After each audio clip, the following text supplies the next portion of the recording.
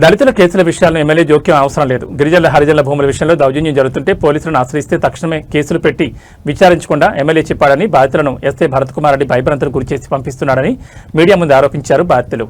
Media సమావేశంలో అంగడి చిట్టెంపల్లి, ఎన్కాకపల్లి, పూడూరు, బురాన్పూర్ భూబాధితులు వికారాబాద్ జిల్లా పరిగి నియోజకవర్గంలో దళితులపై దాడులు ఎక్కువయ్యాయని, పరోక్షంగా పరిగి ఎమ్మెల్యే రామ్మోహన్ రెడ్డి దళితులపై దాడులు చేయిస్తున్నాడని సిపిఎం వ్యవసాయ కార్మిక సంఘం నాయకులు వెంకటయ్య ఆరోపించారు. దళితుల భూముల్లోకి అక్రమంగా ప్రవేశించిన దళితులపై దాడులు చేస్తున్న పోలీసులు మాత్రం ప్రేక్షక పాత్ర వహిస్తూ బాధితులను బెదిరిస్తున్నారంటూ, బాధితులపై కేసులు పెడుతున్నారంటూ మండిపడ్డారు. పూడూరు మండలం అంగడి చిట్టెంపల్లి గ్రామంలో 100 సర్వే నెంబర్లో ఓ దళితుడు ఎకరం భూమి కొంటే ఆ భూమి పక్కన ఉన్న వారు ఆక్రమించి వారిపై దాడి చేశారు. దాడి చేసిన వారిపై చెనుగోమలు పోలీస్ స్టేషన్లో ఫిర్యాదు చేయగా దాడి చేసిన వారికి మద్దతుగా ఎస్ఐ భరత్ కుమార్ రెడ్డి అండగా నిలిచాడని, భూమిని అమ్ముకుని ఇక్కడి నుంచి వెళ్లిపోవాలని, లేకుంటే ఎన్కౌంటర్ చేస్తానని బెదిరించాడని బాధితుడు ఆరోపించాడు.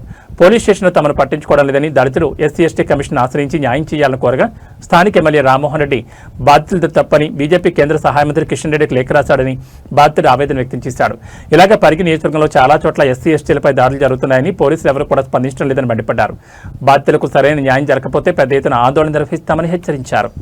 దాదాపు ఈ నియోజకవర్గంలో పూడూరు కానీ, పరిగి కానీ, దోమ కానీ, అటనే సబ్ డివిజన్లో కొంత దౌదాబాద్ కానీ, అటనే పరిగి లోపల కానీ ఇక్కడ వచ్చినటువంటి అంతా కూడా దళిత సామాజిక వర్గానికి చెందినటువంటి వ్యక్తులు.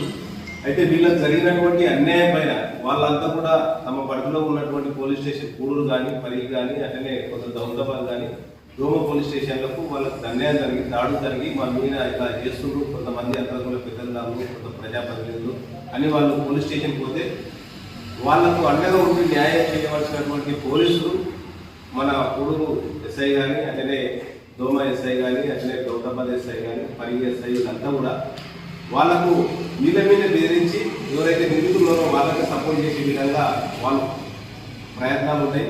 అది సరైనది కాదు. ఇంకా ఎందుకు అంటే మాకు ఎమ్మెల్యే చెప్తున్నాడు కాబట్టి మేము వీళ్ళకి న్యాయం చేయం, వాళ్ళకి న్యాయం చేస్తాం, అన్యాయం చేస్తాం మీకు అనేది వీళ్ళకు చెప్తున్నటువంటి సందర్భం అనేది సరైనది కాదు.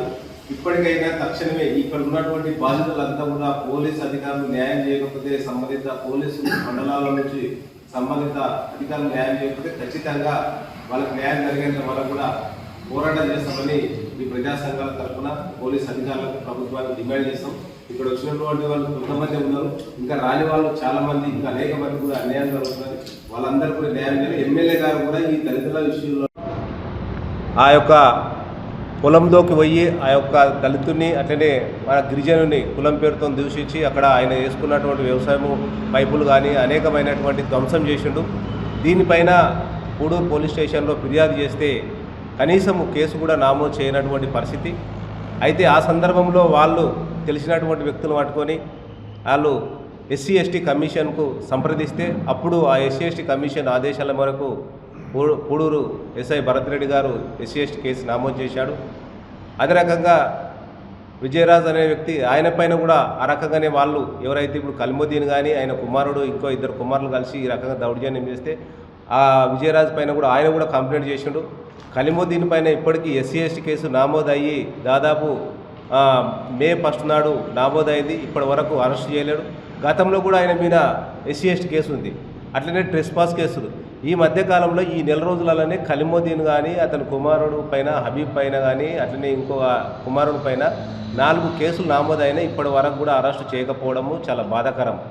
ఎందుకు అరెస్టు చేస్తలేవు అని ఎస్ఐ గారిని బాధితులు అడిగితే నాకు MLA Rammohan Reddy sir phone చేసిండు, నేను ఆయన ఒత్తిడి భరించలేను, నేను అరెస్టు చేయనని ఆయన చెప్తున్నటువంటి సందర్భం ఉన్నది. నేను ఎస్ఐ గారికి సూటిగా ప్రశ్నిస్తున్నా, నీవు ఎమ్మెల్యే గురించి పనిచేయడానికి ఈ నియోజకవర్గంలో ఉన్నావా, లేక రాజ్యాంగబద్ధంగా పేదల గురించి అలా బాధితుల తరఫున ఎవరు అన్యాయం గురైతే వాళ్ళు ఈ యొక్క పోలీస్ స్టేషన్ సందర్శిస్తే, పోలీస్ స్టేషన్ ఆశ్రయిస్తే వాళ్ళను రక్షించే విధంగా ఉన్నవా అని సందర్భంగా ఈ యొక్క ఎస్ఐ గారిని, ఈ ప్రభుత్వాన్ని, అట్లనే ఈ డిఎస్పీని, ఎస్పీని ఈ సందర్భంగా ప్రశ్నిస్తున్నాం. కాబట్టి ఎమ్మెల్యే గారు ఇప్పటికైనా తక్షణమే